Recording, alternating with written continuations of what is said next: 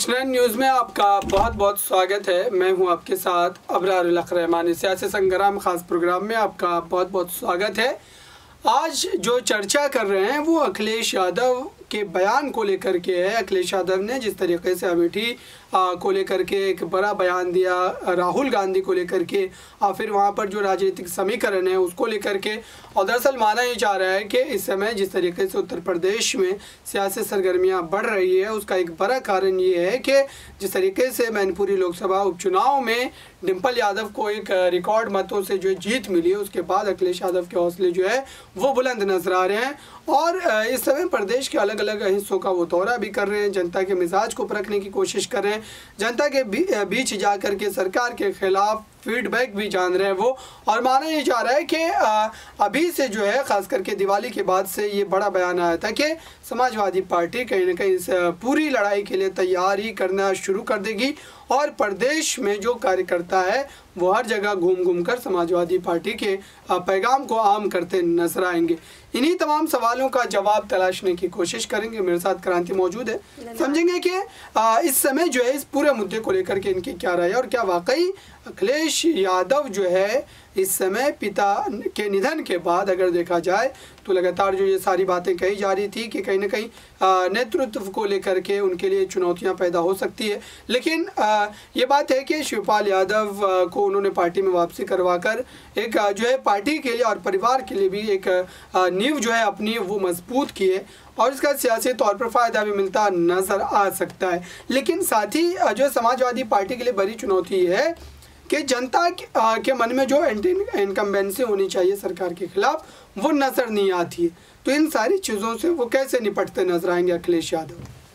देखिए, अगर अखिलेश यादव की बात की जाए तो यहाँ पर जो है अखिलेश यादव अपनी तरफ से पूरी कोशिश ज़रूर करते हैं उत्तर प्रदेश की राजनीति में कि वो अपना परचम लहरा सके। लेकिन आप देखिए कि हर बार कोशिश करने के बावजूद भी जो है वो थोड़े से रह जाते हैं और पिछड़ जाते हैं। अगर देखा जाए अभी पिछले विधानसभा चुनाव के रिजल्ट को तो देखिए उसमें जो है अखिलेश यादव ने जीत से कुछ कदम ही पीछे सही लेकिन जीत के करीब होते हुए भी वो जीत नहीं पाए और वहाँ पर दूसरी नंबर की पार्टी बन करके जो है उभरे। लेकिन आप ये देखिए कि कांग्रेस को उन्होंने पछाड़ दिया। अब उनकी कोशिश ये है कि बीजेपी को कैसे पछाड़ा जाए। इसके लिए नई नई स्ट्रैटेजी अपना रहे हैं, नए नए तौर तरीके अपना रहे हैं, लेकिन उन तौर तरीके का भी जो है सही वक्त पे फायदा उनको नहीं मिल रहा है। या तो ये हो सकता है कि अखिलेश यादव ने एक नई स्ट्रैटेजी बनाई हो जिसके तहत जो है धीरे धीरे करके उनको जो है तमाम सफलताएं मिलेंगी और वो सफलता का समय शायद अभी दूर होगा। लेकिन या फिर ऐसा भी हो सकता है कि वो अपनी तरफ से पूरी कोशिश कर रहे हैं लेकिन फिर भी उनके बाद भी जो है उनके हाथ में सफलता नहीं लग रही है। अब देखिए उत्तर प्रदेश में जो है मैनपुरी सीट पर जब चुनाव हुआ उस चुनाव में बड़ी जीत हासिल हुई।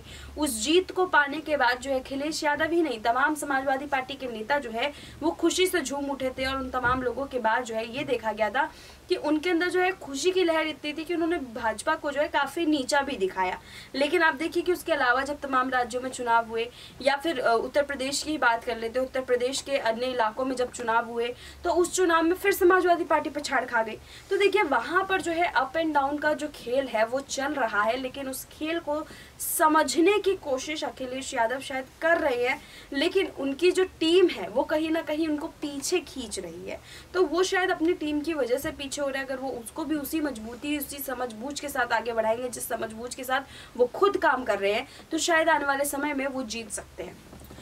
बिल्कुल जो है इस तरीके से परिस्थिति बन रही है। लेकिन साथ ही अगर देखा जाए तो उत्तर प्रदेश की सियासत में अगर बीते कुछ दिनों की बात करें तो जिस तरीके से कई बयानों को लेकर के जो है राजनीतिक रूप से जो है हलचल देखने को मिली, चाहे वो जो है स्वामी प्रसाद मौर्य का बयान हो, फिर अखिलेश यादव का बयान हो जो खुद को शूद्र कह रहे थे और कहीं ना कहीं बीजेपी पर निशाना साध रहे थे। तो क्या जानबूझ करके इस तरीके के बयान दिए जा रहे हैं कि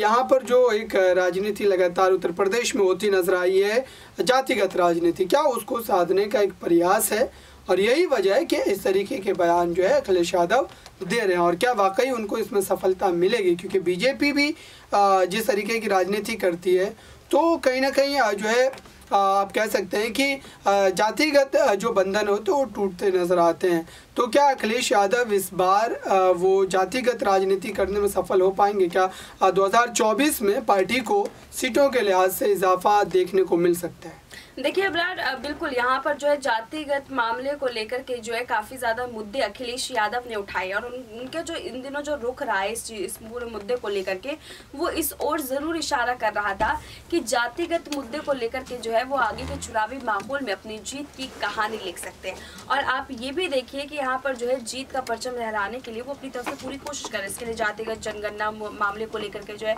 बढ़ावा देना, उस पूरे मामले में जो है योगी सरकार को घेरना, उस पूरे मामले में भाजपाइयों की एक एक चीज को जो है सामने लेकर के आना, जनता के बीच पहुंचना और उसी मुद्दे पर बहस उनके जनता के सामने ही करना। देखिए ये हर तरफ से जो है इसी ओर इशारा कर रहा है कि जाति के आधार पर जो है इस बार का उन्होंने अपना पूरा का पूरा गेम प्लान सोच रखा है और उस गेम प्लान को अंजाम देने से पहले वो कोशिश ये कर रहे हैं कि भाजपा को इस जातिगत मामले में फंसा करके जो है उनका वोट बैंक किसी तरीके से सेंधमारी की तरफ जो है बढ़ा सके।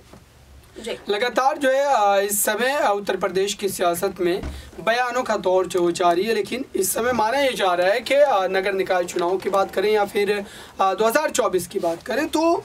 इसलिए भी ख़ास हो जाता है उत्तर प्रदेश क्योंकि वहाँ पर सबसे ज़्यादा सीटें हैं और इस वजह से माना यह जा रहा है कि अगर 2024 में समाजवादी पार्टी जो है सांसदों के रूप में बढ़ोतरी चाहती है, इजाफा चाहती है तो अभी से मेहनत जो उनको जो है करनी पड़ेगी। हालांकि ये कहा जा रहा है कि अभी जो संख्या है उनके पास, लोकसभा की बात करें तो डिम्पल यादव के रूप में एकमात्र सांसद है समाजवादी पार्टी का, तो ये कहीं ना कहीं आंकड़ों के तौर पर देखा जाए तो काफ़ी कम है और इस लिहाज से अखिलेश यादव जो लगातार कोशिश करे। लेकिन शिवपाल यादव की ओर अगर पक्ष जो है रुख करें तो शिवपाल यादव जिस तरीके से इस समय पूरी निष्ठा के साथ पार्टी से तो जुड़ गए हैं, लेकिन कहीं ना कहीं एक संदेह ज़रूर है। इस वजह से ही प्रोफेसर रामगोपाल यादव को पार्टी का महासचिव भी नियुक्त किया गया, पार्टी का प्रमुख महासचिव भी बनाया गया। दो मतलब आप कह सकते हैं कि सचिव के साथ साथ प्रमुख महासचिव का पद दिया गया उनको। तो शिवपाल यादव को प्रमुख महासचिव नहीं बनाया जाना, क्या अखिलेश यादव कहीं ना कहीं